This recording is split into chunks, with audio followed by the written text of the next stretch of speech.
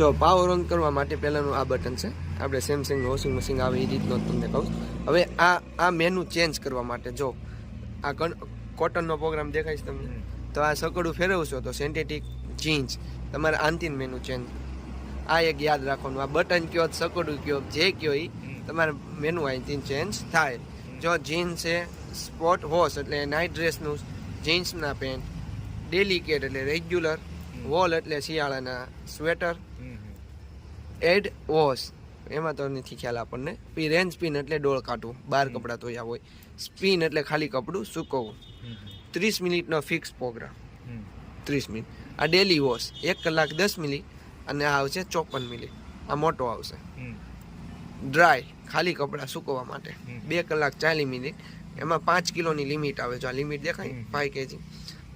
એ dry એમાં પછી 5 kilo ઉપર નહીં નાખવાનું છે. આઈ ડ્રાય, ડેમી આઈ ડ્રાય એટલે તમારે 3 પ્રોગ્રામ છે એ ડ્રાયના જ છે. એમાં તમારે 5 કિલો ઉપર ન નાખી શકો. આમાં બધામાં તમે 7.5 જોડી નાખી શકશો. હવે આપણે 19 મિનિટનો રેન્જ સ્પિનનો પ્રોગ્રામ લીધો. હવે એમાં તમારે સ્પિન આપણે જ્યાં આરપીએસ વધે ને 800 આરપીએસ 1000 આરપીએસ, તો અહીંથી આપણે ચેન્જ કરી દઈશું. 400, 800, 1200 ને 1400. હા. હવે રેન્જ સ્પિનની અંદર તમારે કેટલી વાર પાણી કાઢવું? 2 વાર પાણી લેવડાવું, 3 વાર લેવડાવું.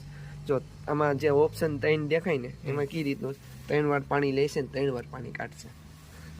અને હવે જો તમને બીજો પ્રોગ્રામ, ગરમ પાણી તમારે કેટલું કરવું નહીં દેખાડતો. 40 ડિગ્રી છે ને એમાં તમે વધારી શકો. આ ઠંડુ પાણી 30 ડિગ્રી, 40 ડિગ્રી. હવે તમારે કોટન લેશે ને તો 90 થાય, નકર 90 નહીં થાય. 60, 95 ડિગ્રી હાઈસમાં હાઈસ ગરમ. આમાં કલર જાતા હોય ને કલર, એમાં પાછા કપડાં નહીં નાખવાનો. એટલે એ એક કાળજી રાખજો, નકર તમારા કપડાં ચકાઈ જાય. હવે આપણે આ જ મેનુ સમજાઈ ગયું શું રીતે બટન છે. હવે રેન્જ સ્પિનનો પ્રોગ્રામ લીધો અને આપણે સ્ટાર્ટ કરી દેવીશ. આ મશીન શરૂ થઈ ગયું.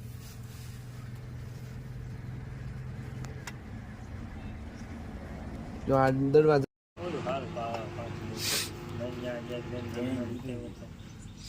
એકવાર ધોવાનું પાછું બંધ ધીરે ધીરે હમણાં કરતા આમાં કઈ બીજો કઈ પ્રોબ્લેમ તો નહીં થાય ને? ના એમાં કઈ વાંધો.